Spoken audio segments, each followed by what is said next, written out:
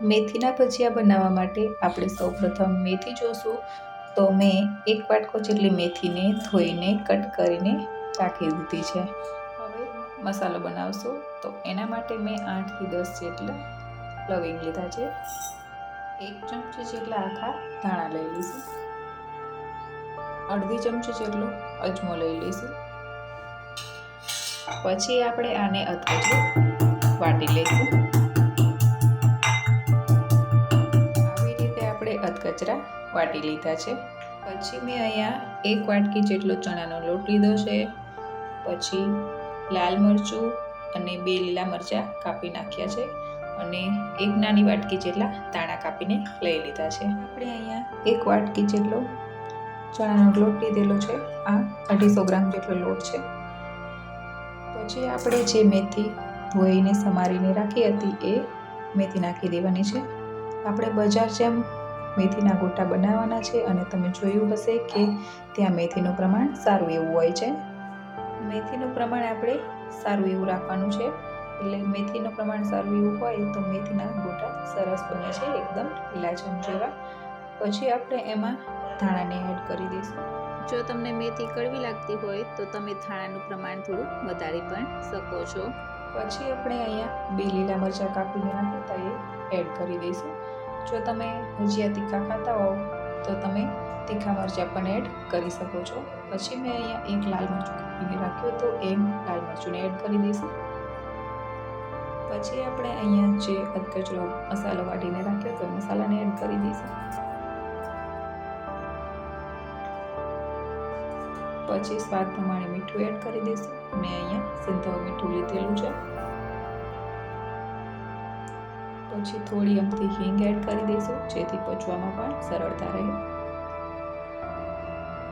તો હવે આપણે બધી જ વસ્તુઓને સારી રીતે મિક્સ કરી લઈશું જેથી કરી તો આપણે બેટર બનાવીએ તો આસાની રહે અને એમાં લમ્સ પણ ના રહે. હજુ આમાં આપણે થોડીક વસ્તુઓ ઉમેરવાની બાકી છે તો આપણે પછીથી એડ કરી દઈશું. તો આને આપણે સરસ રીતે મિક્સ કરી દેવાનું છે. તમે જુઓ મેં બધી જ વસ્તુઓ સારી રીતે મિક્સ કરી દીધી છે. તળિયે લોટ ના રહેવો જોઈએ એવી રીતે સારી રીતે બધી જ વસ્તુઓ મિક્સ કરી દીધી છે. હવે એમાં આપણે જોઈતું પૂરતું પાણી એડ કરતા જઈશું અને થીક બેટર તૈયાર કરશું. અત્યારે આપણે બહુ વધારે પાણી એડ નથી કરવાનું. થોડું પાણી એડ કરી સારી રીતે મિક્સ કરવાનું છે જેથી આમાં લમ્સ ના પડે. તો આ રીતે થોડું પાણી નાખીને એમાં મિક્સ કરી લેવાનું છે. તમે જુઓ તો મેથીનું પ્રમાણ સારું એવું છે. આ રીતે મેથીનું પ્રમાણ હોવું જોઈએ. ઘણા લોકો આમાં ખાંડ પણ એડ કરતા હોય છે. જો તમને મેથીની કડવાશ ના પસંદ હોય તો તમે આમાં ખાંડ થોડી નાખીને એનો પણ ઉપયોગ કરી શકો છો. હું આમાં ખાંડ એડ નથી કરવાની, હું ટોટલી અવોઇડ કરું છું. કેમ કે જેમ બહાર મેથીના ગોટા મળે એમાં ખાંડ એડ નથી કરતા એટલે હું પણ આમાં ખાંડ એડ નથી કરવાની. તમે જોયું જ હશે કે બહાર તમે મેથીના ભજીયા ખાવા જાઓ એટલે હલકી એવી કડવાશ હોય છે જેનાથી મેથીના ગોટા ખૂબ જ સરસ લાગે છે. તો હું આમાં ખાંડને એડ નથી કરતી. બસ તો પછી જોઈતું પ્રમાણે પાણી એડ કરતા જઈને આપણે થીક બેટર બનાવી લેવાનું છે. બસ તો બધી જ વસ્તુઓ સારી રીતે મિક્સ થઈ ગઈ છે અને મને જોઈએ એવું લચકાદાર બેટર બનીને તૈયાર થઈ ગયું છે.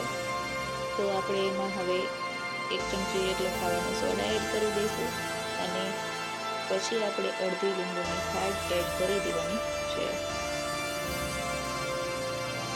પછી આપણે એને લીંબુ નાખી દીધા બાદ આપણે સારી રીતે એક જ ડાયરેક્શનમાં મિક્સ કરી દેવાનું છે. બધી બાજુ નથી ફેરવવાનું, ધ્યાન રાખવાનું છે. આપણે એને એક જ ડાયરેક્શનમાં ફેરવતું જવાનું છે એટલે આપણું બેટર એકદમ બનીને તૈયાર થઈ ગયું છે. તમે જુઓ આમાં મેથીનું પ્રમાણ અને બાઇન્ડિંગ પણ સરસ આવી ગયું છે. તો પછી બેટર તૈયાર થઈ ગયું છે અને સાઈડમાં મેં ગરમ તેલ થવા પણ મૂકી દીધું હતું. તો થોડું અમથું બેટર નાખીને જોઈ લઈએ કે તેલ બરાબર થઈ ગયું છે કે નહીં. તેલ બરાબર થઈ જાય એટલે નાના નાના ગોટા આપણે મૂકી દેવાના છે. તમે જોશો તો થોડી જ વારમાં ગોટા જાતે જાતે ઉપર આવી જશે. તો એક પછી એક કરતાં ચડતા આપણે બધા જ ગોટાઓ સારી રીતે મૂકી દઈશું તેલમાં થવા માટે, અને થોડી જ વારમાં જોશું તો ગોટા જાતે જાતે ઉપર આવી જશે. તો એને આપણે સારી રીતે હલાવી લેવાના છે ઉપર નીચે, એટલે બિલકુલ કાચા ન રહે. થોડી જ વારમાં તમે જોશો તો આપણા ગોટા એકદમ બનીને પરફેક્ટ તૈયાર થઈ ગયા છે. તો એને આપણે જોવી તો જો એકદમ તેલ પણ બિલકુલ નથી દેખાતું, તો એને આપણે બીજા વાસણમાં કાઢી લઈશું. એવી જ રીતે આપણે બધા જ ગોટાને મૂકતા જઈશું અને ચડે એટલે આપણે ઉતારતા જઈશું. એવી રીતે આપણે બધા જ ગોટાને બનાવી લેવાના છે. તો આપણા બધા જ ગોટા બનીને તૈયાર થઈ ગયા છે. જુઓ એકદમ ટેસ્ટી અને બજાર જેવા બહાર જેવા જ પરફેક્ટ એકદમ લાગી રહ્યા છે. આ કઢી પણ મેં ઘરે જ બનાવી રહી છે. આમાં બિલકુલ દહીં કે છાશ ઉમેરેલી નથી. જો તમારે આ કઢીનો વિડીયો જોતો હોય તો મને કમેન્ટ કરજો કે આ કઢીને કેવી રીતે બનાવેલી છે. એકદમ ટેસ્ટી અને બજાર જેવા પરફેક્ટ રૂ જેવા પોચા ગોટા બનીને તૈયાર થઈ ગયા છે. જો આપણે બંને હાથેથી તળીને જોઈએ તો એકદમ જાળીદાર જેવા પોચા ગોટા બનીને તૈયાર થઈ ગયા છે. તો અહીંયા કોણ કોણ એવા લોકો છે કે જેને મારી જેમ મેથીના ગોટા ખૂબ જ ભાવે છે? તો કમેન્ટ કરજો. મારી ચેનલ પર નવા હોય તો સબસ્ક્રાઈબ કરી બેલ આઇકન જરૂરથી દબાવજો.